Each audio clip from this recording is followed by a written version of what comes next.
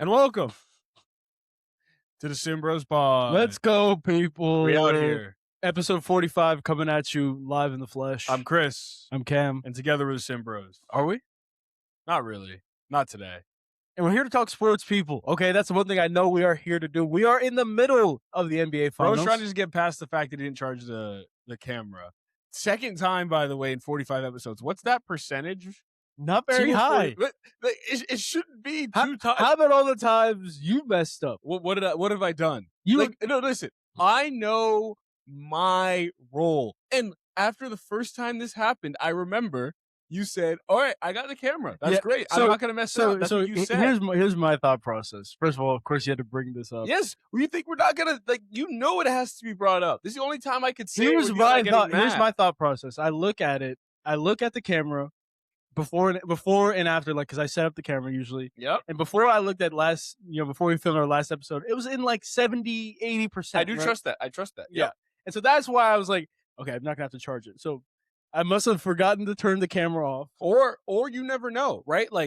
Because my computer might be at 70, 80% on Monday, but obviously computer's different, but I don't use my computer a ton. But I make sure I have the reminder, remember? Because that one time I didn't have to charge. Okay, so there's one. There's your 1 out of 45. Yes, one. But it hasn't been since because I know I have the reminder for it. Well, now mine won't happen since But either. It's 2 times now. Wait.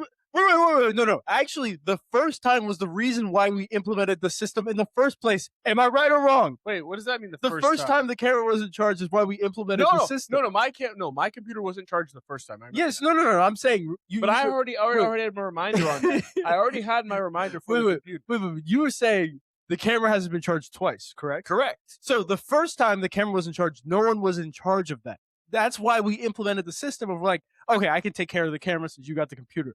And that's why I'm saying, am I right or wrong there? That's also true. Yeah, okay, so it's been one time, just like it's been one time for you. And guess what? It's not going to happen again. So there we go. Yeah. I hope it is. No. You got nothing to say because you were attacking me. It's true. Now you have nothing to say. But you had to find the argument. Well, I don't still know. Here we go. Now you make it up. You know you're still in the wrong. Of course. Okay. Yes. That's all I care. Just like you were in the wrong when you forgot to charge the computer. Absolutely. But it hasn't happened since. Well, you haven't given me the opportunity to have a since. And this is day one. So yes. I'm gonna go back one more time. Technically, we didn't have the camera thing in place. Right. But still, if you give half a blame there plus a full blame, it's 1.5 blames for you. I'm not giving half anything. You said before it should be half blame. Well, no, half because we didn't put it. If you round down, half blame is no blame. It's either you full blame or you get no blame. I think it should be on you. This is half blame. Okay, but if that's half blame on me, then it's half blame on you too. So we're at 1.5 even each. Yeah. But No. Hey, now we're gonna go back. My computer was the one that we're doing the podcast on. Okay, exactly. Your computer that you forgot to charge. No. Yes, but that's me taking another unnecessary risk. I'm taking I'm just saying from before, I'm taking more risk. So I should get more reward for that. That doesn't make any sense. Why? Look, the whole point, you volunteered your computer, which, hey, listen, the fans. Yeah, but the fans. That should give me some. My collateral is the camera now. And guess what? Now it is, but before it wasn't. Well, what else would it be? The chairs? What else would it be? No. That's what I'm saying. You haven't given me the opportunity. Honestly, I've taken full responsibility of the microphones and the volume. Have I not? That you actually have. Okay, so then what are we talking about? We don't have to worry about charging that, though. That's preparation at the start. Fine. How about this? When's the last time you plugged in the big lights? When's the last time you plugged them in? I plugged in mine. Yes, last time. Yes. Okay. All right. No. So I'm not saying for the call. I'm saying outside of it. What do you mean outside? Sorry, not during our pod. Outside of podding, you charge them to be prepared. When's the last time you did that? I have not done that. Exactly. So I took that on too. Wait, but also I took that on too. No. Bro, we never use those wirelessly. I always plug them in. Okay, whoa. We definitely have used them wirelessly. Not on my side. Yeah, I swear not on my side. Well, that's on you. The plug's right there. Because it's fully charged. Because I fully charge it. But also the plug is also there, the plug. Okay, well, yeah, I hear about the plugs. My plug's a little bit further away, so sometimes it needs to be wireless. More for you. That's all I'm saying. Go Knicks. It's up 3-1. If we're keeping score, man, it's 3-1. 3-1 Knicks. That was a 3-1 comeback from Cam, by the way. You really did find it. Again, I'll give you that, but also I still think I'm right, which is true. And you honestly, at the end of the day, he does know he's in the wrong, which is fine. Of course I know. Knicks are up 3-1. I know I'm in the wrong, but guess what? We're in the exact same position. That's where you think you're more right than me, when in reality, I'm just wrong a little bit more recently. So everybody wants to point the fingers, just like De'Aaron Fox was very wrong in Game 4 at the end of Game 4 when he went up for a layup at the end of the game when he absolutely shouldn't have done that. He did not accept responsibility like I did. You were saying accepting responsibility is like the best thing to do. Well, you also got to be better because of it, too. That's all I'm going to say. Yes. Go back to the middle ground of responsibility and blame. When you do the bad thing, the worst thing you can do is deflect, like De'Aaron Fox, or lie. Or dad. Or dad. But what I did was in the middle, which is accept responsibility and now you just have to trust me that's not going to happen in the future. Obviously, the best case scenario is I to not actually do trust you. Yeah. If it happens a second time, what can I do? Then we'll stop it there. Then you're cooked. I'm cooked. What do you mean you're cooked? Right? We're all cooked. Okay. Yeah. If it happens a second time, we're telling our producers. Knicks up 3-1. We filmed this after game 1, and I think we both thought San Antonio would tie it up at 1-1 on that Friday, because that was when game 2 was, right? They did not. They blow another lead in that game, and then the Knicks go on to lose game 3 with trumpet attendance. That felt like just a crazy game, and it felt like Madison Square Garden was a disadvantage, right? Yeah. Then the Knicks go down so badly, like in a game that you knew they had to win if they wanted to win this series. Because if it's 2-2, no, it's not. They're not probably coming back from that. And so they're down 29 points in the first half, and you're like, is this really over? And I'm being honest, I'm usually like the guy like, this is over. The Knicks have always had a chance, and I really didn't think it was over. I don't know about you. I definitely thought it was over. I didn't think it was over. Because it was just like, yes, the Spurs hit every 3 they took basically in the first half, but I was like, this game's like, they're just playing better. Like top to bottom, like it didn't feel like lucky threes. Like these were open threes that they were hitting. And so I was like, there's just no way the Knicks come back from down 27 at the half. Unbelievable. I really thought there was a chance. Is it more of a choke or is it more of a surging comeback? It's always more of a choke because it's that big of a lead. It's not like you just lost the game, right? It's already 1-0, by the way. White Sox? Yeah. Oh, wow. It's on right now. Yeah. But yeah, it's always more of a choke for the simple fact that you gave up that big of a lead. Team can only do so much to win the game. You have to let them lose the game. And it happens a lot. This reminds me a lot of the Joel Mazzulla Celtics. It reminds me a lot of the Celtics-Knicks series from last year. Yep. Celtics are a classic team that they're the definition of live by the 3, die by the 3. Big time. And the NBA a lot now of that's why there's a lot more blowouts or a lot more leads that are cut in. And that's why like a 20-point lead really doesn't mean anything because of how relevant the 3 is. Right. In 2008, the 3 is not as important, right? So it's harder to come back. It's harder to gain points. Which is why the Celtics doing is pretty crazy. Exactly. And plus, not just the fact that a 3 is worth 3 points, the fact that you can also just get extremely cold or extremely hot from it. It's not like a layup. You're probably not going to miss like 20 straight layups. But in the 3 is just really weird. You can miss 15 straight threes. Like the Rockets missed, which is crazy, 27 straight threes. Unreal. But that's just what happens, right? Unreal. They're still a 40% three-point shooting team. And that's exactly what the Spurs did in the second half. They were like 14. They hit the NBA Finals record for the first half. It was like 13 of 20 something, really nice. They broke the record. Then they missed all of them in the second, and they kept taking them. And bad threes. Somebody actually made a video about this. He's a YouTuber. I forgot his name, but he does like a lot of game theory.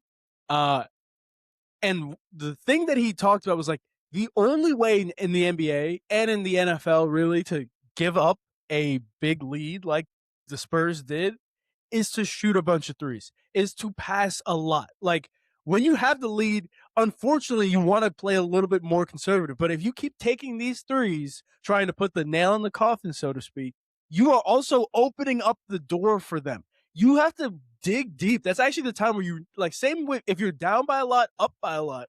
I guess maybe not down by a lot, but down by a good amount and up by a lot. You want to play the same type of basketball. Smart, getting to the basket, drawing fouls, slowing the game down, at least when you're down. But when you're up, you cannot be jacking up threes, which is exactly what the Spurs did, especially in the third quarter. And that's how you open up the door for the Knicks. They were just playing pickup ball, right?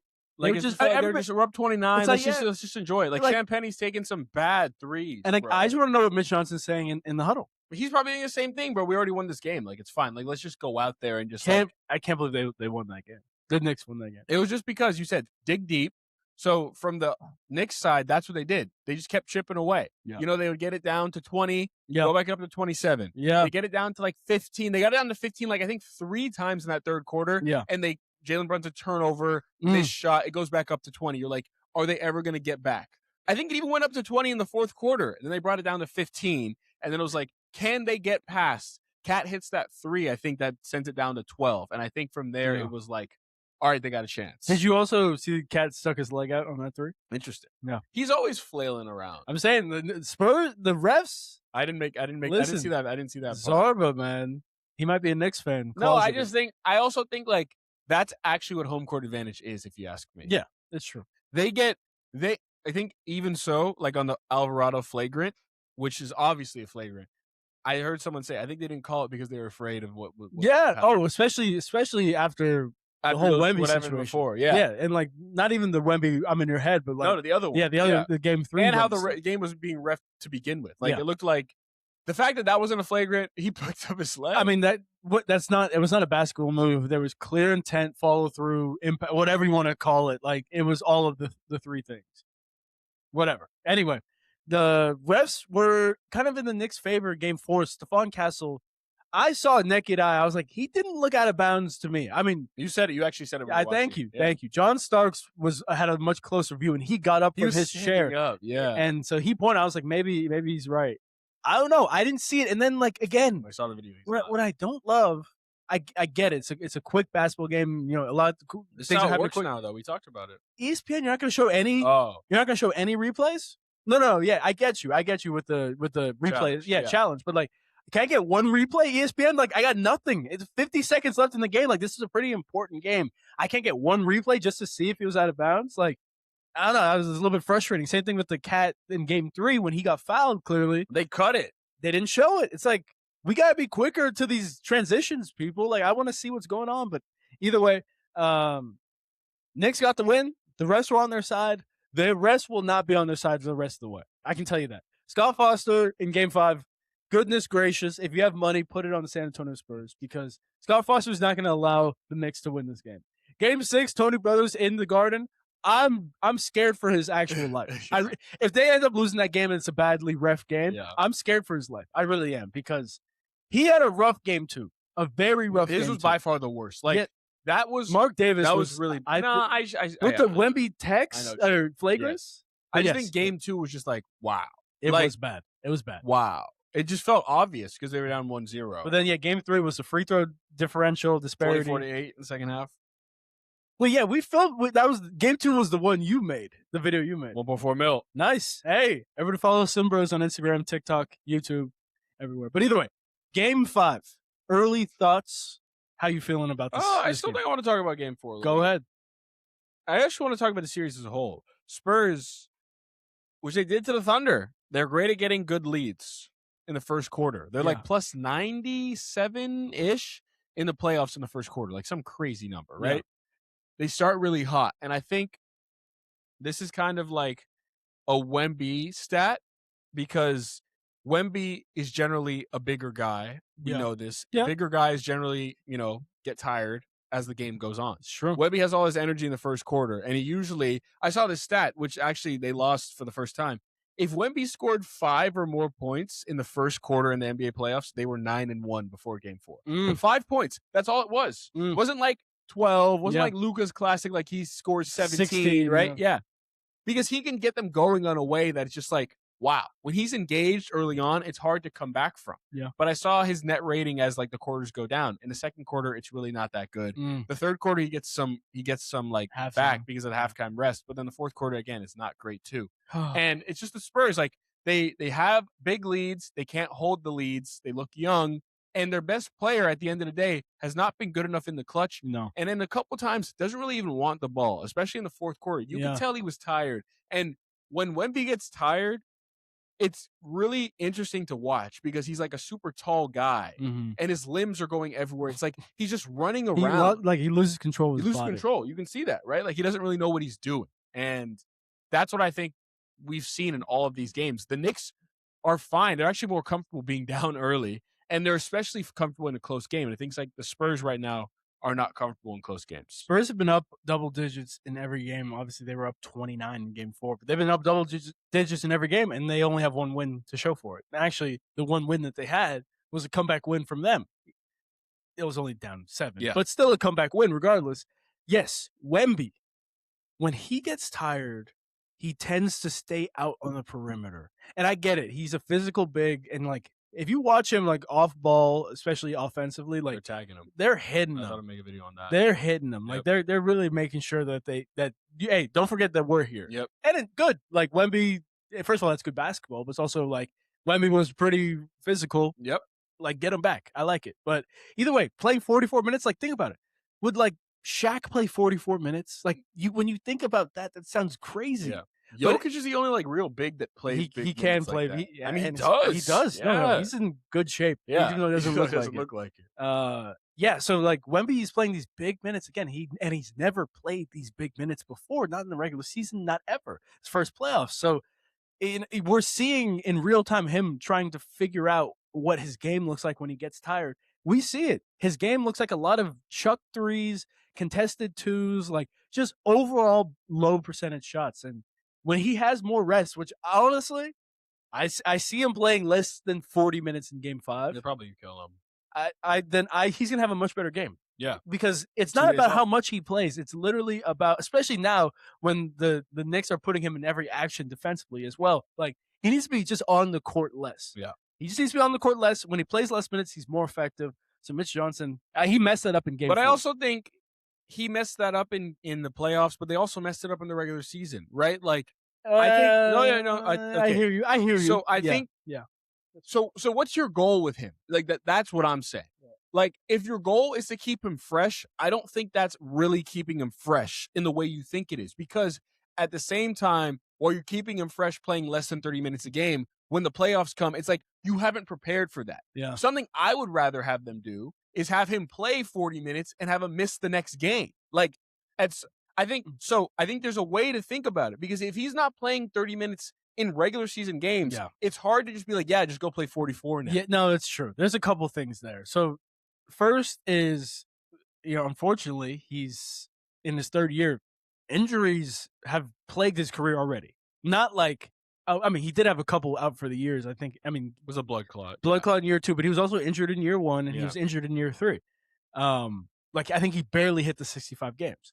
And so he's had some injury history. So you actually have to be careful with that. The regular season is such a long regular season. I get it. At some point, the one issue, again, with the 65-game rule and Wemby wanting to also be one of the greats, which is, again, a lot different than like an Anthony Edwards, who's like, I just want to be great. But like Wemby wants to be the greatest. There's a difference. Like Wemby wants the awards. He wants to be all NBA first team. He wants to get Defensive Player of the Year, eventually get MVP. Yeah. So he's not going to take off a bunch of games, even though he probably should. And unless the NBA changes that law from being games to minutes, he still wouldn't make that. No. I'm saying they would change the way that they play him. Then he would be seeing 35-minute games and then missing the next one, because like they can recover from that. But if they're going to keep it at 65 games, he's going to be playing less than 30 minutes, I think, for a long period of time, 32. So is that going to be I don't know. Like what's going to happen? Look, yes and no. I'd say yes, because he is injury prone. And like playing him 8 to 10 minutes less per game is actually going to save him, to allow him to even make this mistake in the playoffs. Okay. Because if he's not there in the regular season, it doesn't matter.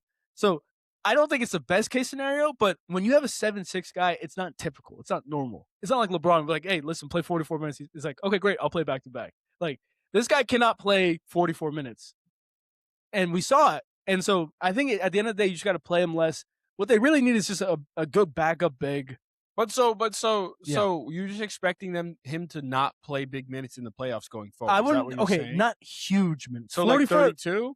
I would say like 38, anywhere from like 37 to 40, and from 37 to 41 is where I'd keep him, because going from 29 to 44 is just bad coaching. I don't know what to tell you. Like Mitch Johnson, that's just bad coaching. Like that was a terrible coaching job by him. Like he played the whole 3rd quarter. I don't think up 30. I don't think anybody should be playing 44 minutes unless it's like an actual do or die game 7, or if they were down 3-1. I think, but like 44 minutes is a lot of time for like an NBA player. I think in the finals, I'm going my best player. It's 42 to 44, if you ask me.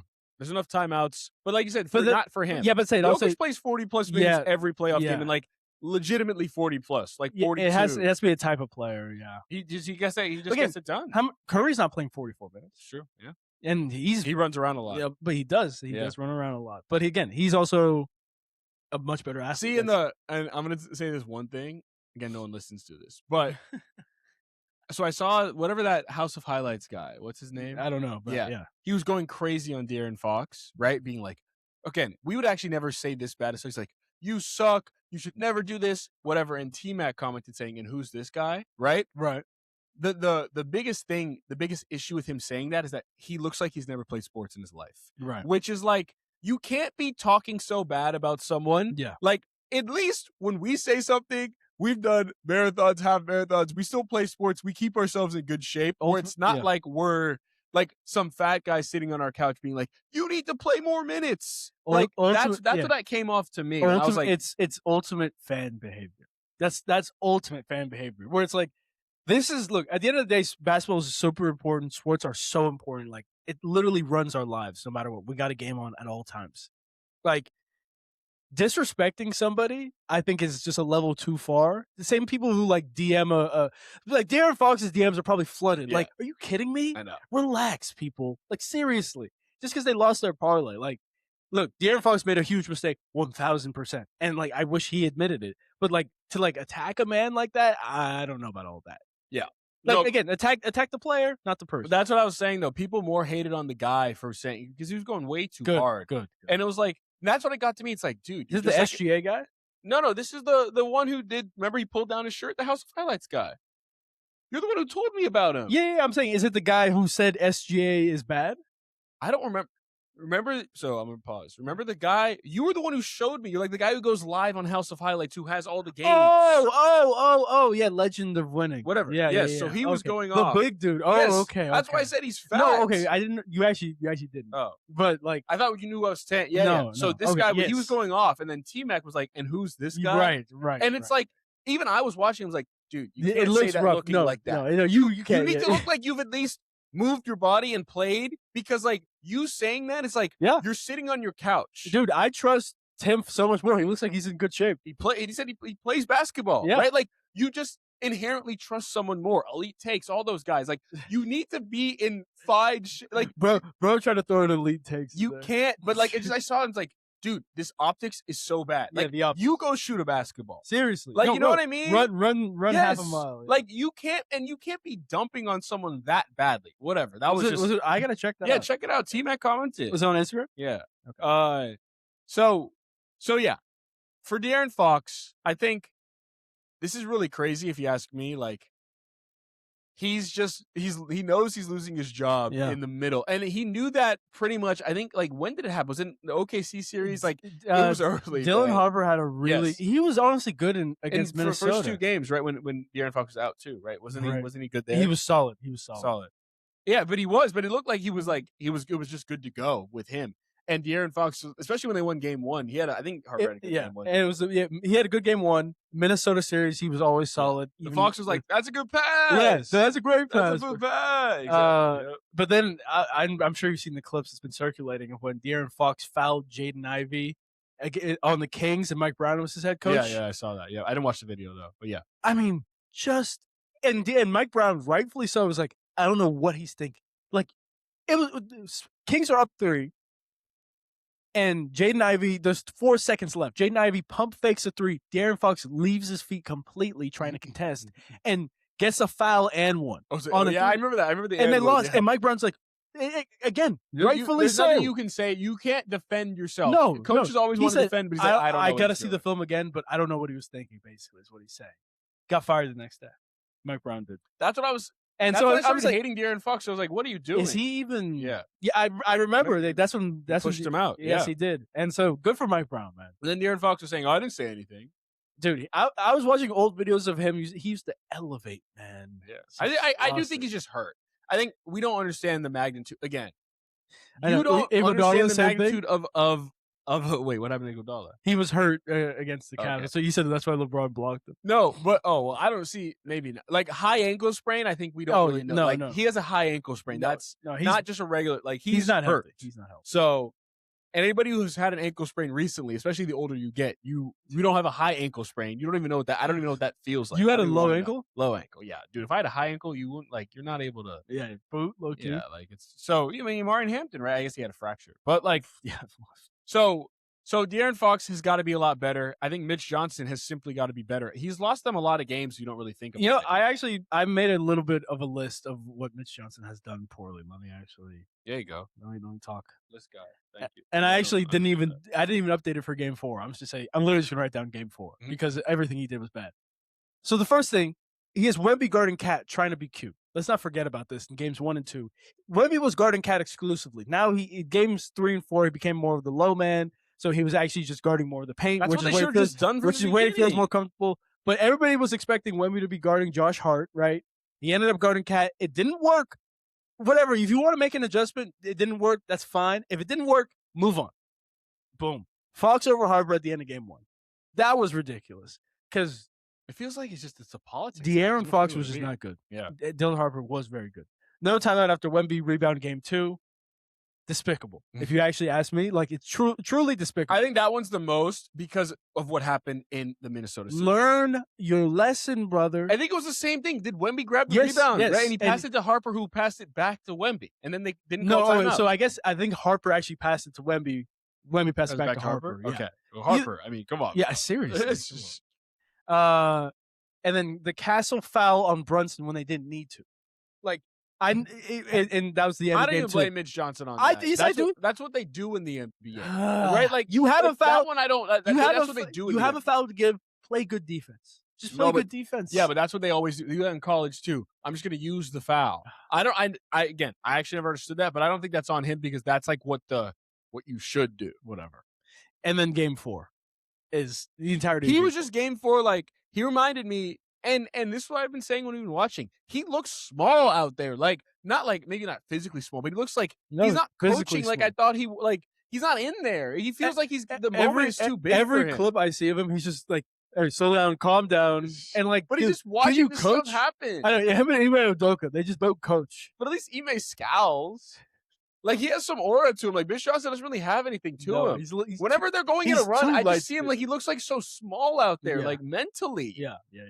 And he doesn't give himself like he coaches hard, but like I don't know if they really feel like they're also about to lose Sean Sweeney.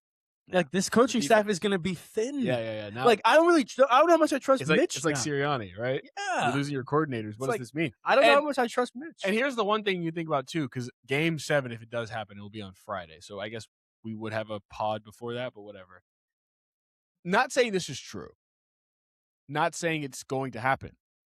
But there is a chance that the Spurs never get back here. I'm not saying they won't, but there's a chance. Everything seems so easy. What if Wemby gets hurt? What if you just have to like SGA? And what if you just have to play the Thunder in the second round, and then you have to play someone else in the conference finals? And it's like, say 1 year you're the 3 seed, or you have to play some other team. Like, anything could happen. There is no guarantee. While everybody thinks he should get back, there's no guarantee they do get back. True.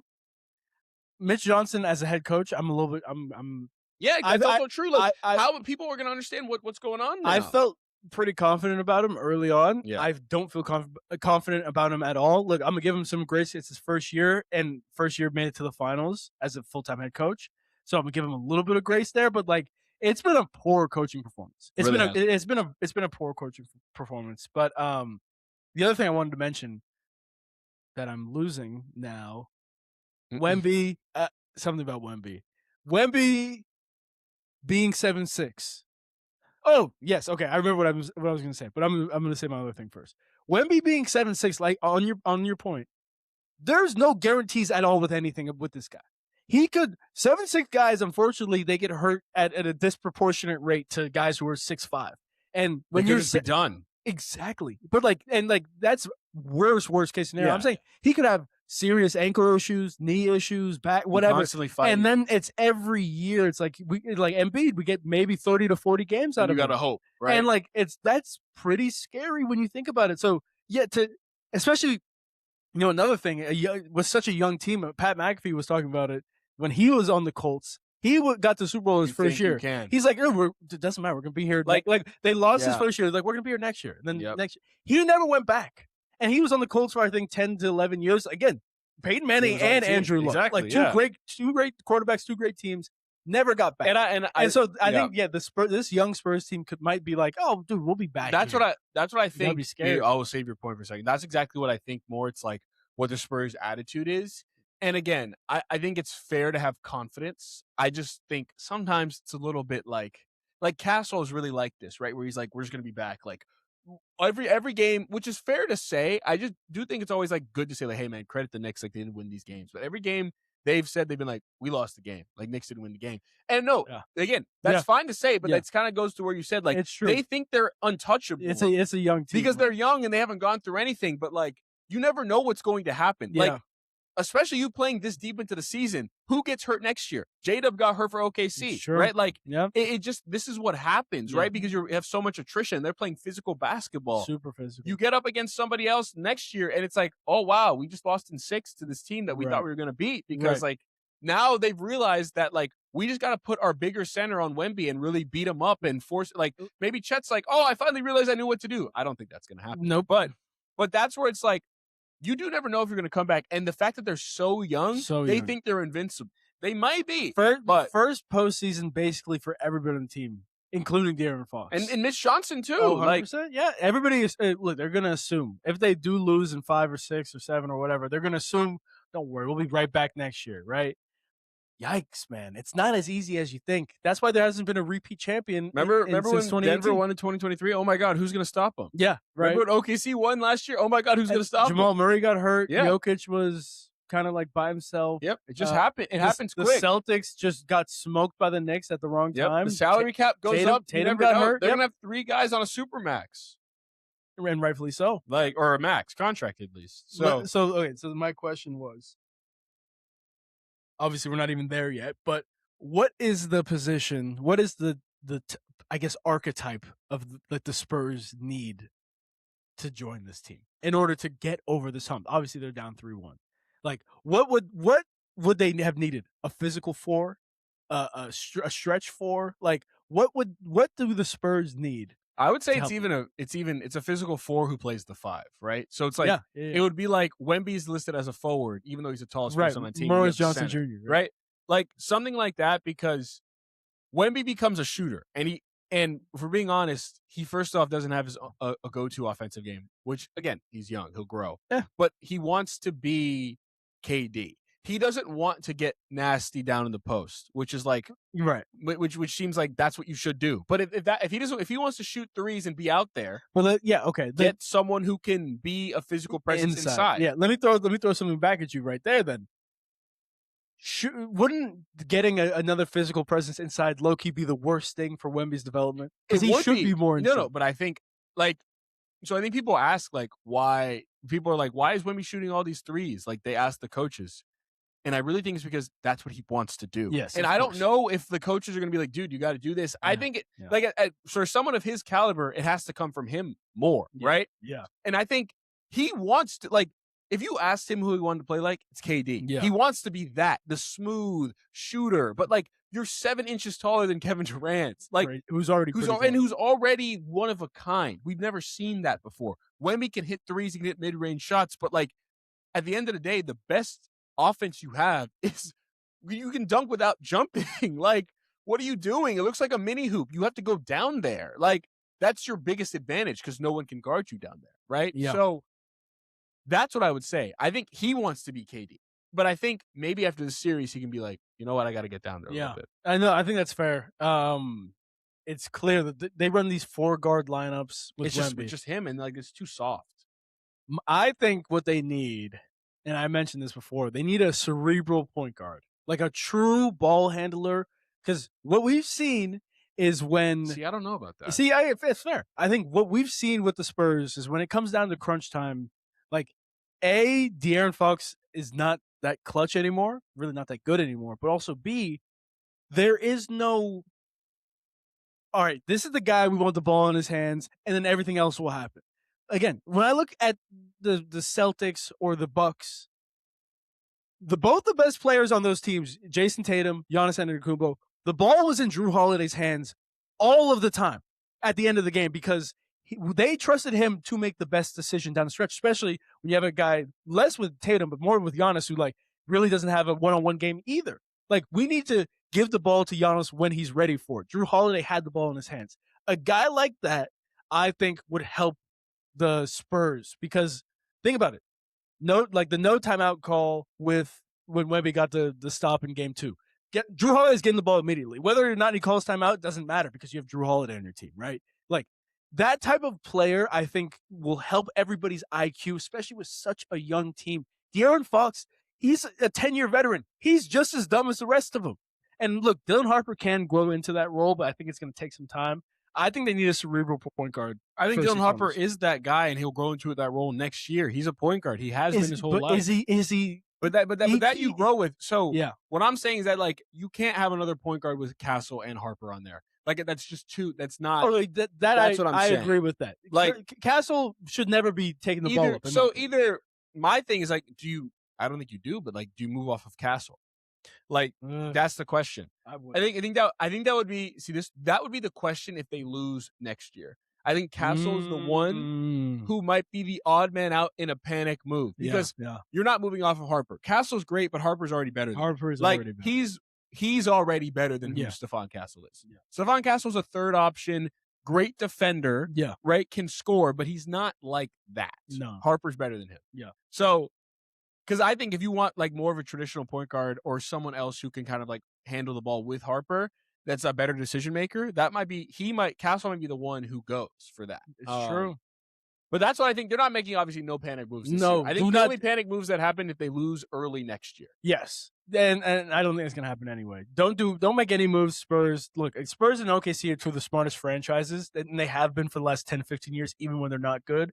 They're just good franchises who stack up picks. They know when to win, when to lose, who to draft, all the above. So I don't think they're gonna make any panic moves. It's not like it's the Clippers or the Kings. What do you think about? And I know how I feel about this. What do you think about like Pop always texting these guys? I don't love it. I don't love it either. It's the same thing with like okay, so here's actually a little bit different. I was gonna say it's the same thing with Coach K kind of being involved. I was gonna say the same thing. But it's a little bit different. The only difference is Pop didn't really leave on his own accord. Like he had a serious health issue that like forced him away from coaching. So you think Pop has better or like go ahead. Yeah, I'm gonna say like he obviously, if he was healthy, he would still be there. You know what I mean? So like that's what Coach K is healthy, thankfully, and he's like, I gotta go. Like my time is up, man. Like I gotta go. And him still being involved is a little bit questionable. It's more questionable than Pop, who should definitely take his hands off a little bit. I just think like the texting after like Harper's like it's not every game, but Harper's like he texts me after game 4. It's like, I mean, Castle like what he told us before, like. I really understand, like, the one time, like, where you want Pop in there was, like, when they were down 2-1, right? Remember, against the T-Wolves? It's like, Pop had us in before we had a meeting. Like, I'm okay with that. That makes sense. It's the same thing. Text him multiple times, like, it's the same thing with Shire, who's like, listen, like, we need to talk to Coach K right now. Yes. Okay, we can talk but, like, don't be you're undermining. Yes, that's why I don't like it. And he texts a lot. And it's not like Mitch Johnson was some outside hire. Like he's been in the program. He knows Pop very well. He was obviously an assistant coach under him. Like, of course he's allowing it, but it's like also Pop has to be like, I agree with you. He has to be like, listen, I need to give my trust to Mitch Johnson. I need to give him my trust. Come in like exactly. Come in when it matters. It's when like you're down 2-1 we're hearing so many different voices now. Yes, like. Then you're going to have a meeting with Pop. That makes sense, right? Like, this is kind of like your first adversity of it. But, like, to be texting them all the time, it just feels a little like, again, and the Spurs feel a lot like Duke to me. We talked about that, right? A lot of similarities. Very similar. A lot of, like, ties, right? Like that's a turnover video. Yeah. So, like, I just realized the old coach naming his successor. Yeah. Successor comes in. Is like still a little bit more of like a mild-mannered type of guy. Yeah, is happy to have the job. And also, both Navy, like Papa's an Air Force guy, I think, exactly. Army. So it's like it's hard for them to really spread their wings until a lot of the similarities. The guys have to go. Yeah, like that's just how it works. It really is a lot of similarities, right? Like five rings, like Army background for the coaches. And think about this: horrendous losses. Ray Allen, like the Duke loss. Duke Ugh. lost 2 years ago. Which one? Like, Which one? exactly. This loss that like one of my Duke friends said this is a Duke loss. Which loss is worse, the Houston or the UConn? The UConn is worse, bro. I still think it's Houston. Oh, they're up 9 with 40 seconds left. You couldn't inbound the ball. You inbound the ball, the game's over. And then, of course, the foul on Cooper Flag on the rebound on the free throw. Yeah, hated that. It wasn't a foul. Anyway, no. I think a lot of that's similar. worse. Dude, the UConn one is like terrible. Oh my, terrible. No, because but UConn one is more just like shocking. So yeah, that's what it is. UConn is more like wow. The Houston one is like that's really bad. Because you're up 10, bro. UConn, it was a close game pretty much. Actually, no, it wasn't. No, it wasn't. Yeah, I don't even. I would say I think those losses are the both Houston game Oh my was. I think they were both shocking. The Houston one was more shocking to me just for the sort of reason this Duke team flew by every single team. Like they smoked every team. Like I didn't think they were going to lose. Period. And of course, look, they're up 9, 40 seconds left. They're not going to lose again. Wait, they lost. Wait, what do you mean they can't inbound the ball now? That was crazy. I was not watching that game. What do you mean that guy hit a 3 and then hit all his free throws? And then Juwan Roberts hits the 1-and-1. That is the – if everyone watches that game, that is the play because Duke somehow is not usually in the double bonus by that point. And you feel better. Yeah. Juwan Roberts like a 67% free throw He wasn't missing. And he knew it. The first one he hits. Yeah. He knew it. He hits both, man. And then Coop misses that short. I don't know, man. That was worse than UConn, which was rough. Hurley knew they were winning the game the whole time. He believed it. We made that video on it. Yeah. Like, he actually believed it. And that goes back to finally ending up the Knicks. The Knicks believe, and they don't care how much they're down by. They always have believed. And this has been like their story. The 20-point comebacks in the playoffs the last 2 years, the Knicks have like 4 wins. The rest of the NBA has 4. No, they have 5. The Knicks has 4. Like, they believe they don't care if they go down. They're really tight knit and they're together. And shout out Mike Brown for this reason. No one will talk about this. Jose Alvarado makes a couple great plays down the stretch. First of all, trusting Jose Alvarado to be in there, a great adjustment. But this also goes back to the entire season.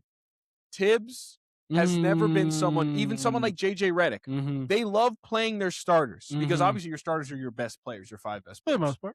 Usually. Keldon Johnson, whatever. But what you miss out by not playing your bench guys in big moments is that they're not ready for moments like this. If Tibbs was the coach and he was like, "What we need Jose Alvarado in, put him in," and he hadn't played much the entire season in any moment, he's not going to make those types of plays. Yeah, you need to instill confidence and actually play them in regular season games, even though you might be losing those games or it might not be like the best lineup. Yeah. For these moments, so that Alvarado's like, hey, I've been here before. I know how to play in Jalen Brunson. I know how to play in crunch time moments. Yep, I played with the starters all this time. Like a dude, Thero comes in and he has no idea what he's doing because he's never played in any moment. When it's like when you're playing the Wizards, you can play him in the second quarter. Kleba, bro. Like you want to play, like you need to. I know you love playing your starters, and your starters are the best. But like every time we've seen NBA Finals series. In general in the playoffs, swung by a 5-minute stretch by a role player. And if the Knicks win that game, if the Knicks win the NBA Finals, people can talk about OGs and talk about all that stuff. Alvarado's minutes in the second half, especially in the fourth quarter, 100%. plus 17, man. Unreal. With Alvarado on the court. Unreal. An undrafted 6-foot guy playing against high-level NBA players. Yes, like NBA he Finals. Be there. But he was instilled in that moment. And I thought he was going to get one of those steals, too. I know you saw him looking. He kept getting up. But he was ready for it. So you were talking about belief. This is the last thing we'll talk about. You're talking about belief, how the Knicks believed they were going to come back down 29. All I've seen in the last couple of days are the Spurs saying, we know we're going to win. Wemby just said it. He said we're going to do it. We're going to do it. So how do you feel about that belief? That's just the Spurs for you. You think it's fake, a little bit like immaturity? Yeah, I think it's immaturity. I think it's really, for me, it's like, I think it's really Wemby has never really been humble in his life, which is fire. Like that, like fire, which is fair. But he also has come in second a lot. I was second in that game. So medal game too. Maybe that's just who he is. Yeah. I think so. 2 things. I think it's good to have that, of course, like more internally. I would say that's crazy. Externally, I think it's a little cocky. Like. And this goes on with all the things. What would you rather have him say? 1 game at a time? Hey, one game at a time. Like, hey, we know the challenge. We're confident, but we need to take this one game at a time. We win one game at a time. If we win one game at a time 3 times, we win the series. So that's how we're going to take this mentality in this moment going forward. I like it. Okay. Because this is what people have been saying too. It's that, is Wemby too emotional? Is he? Yes. Especially on the court. And I think he admitted he was too emotional. I think he was too emotional, yes, but I think not. That was more like after the fact. I think something that was really, and Braun would never do this. He would never point at his head and be like, I'm in your head. He never would. No, not like that. You think he would? I don't think he's ever done that. In a beef kind of way, maybe. Braun's never been like, I'm in your head. I'm in your head. I don't think he's ever done that. Like, I think it's fair to talk shit. I'm not a Wemby supporter, but like, I think I think that I'm in your head. I don't know, man. I felt childish to me. Right when Wemby got the bucket over Mitchell Robinson right before the elbow, he said, I'm in your head, or I own you, or whatever he said.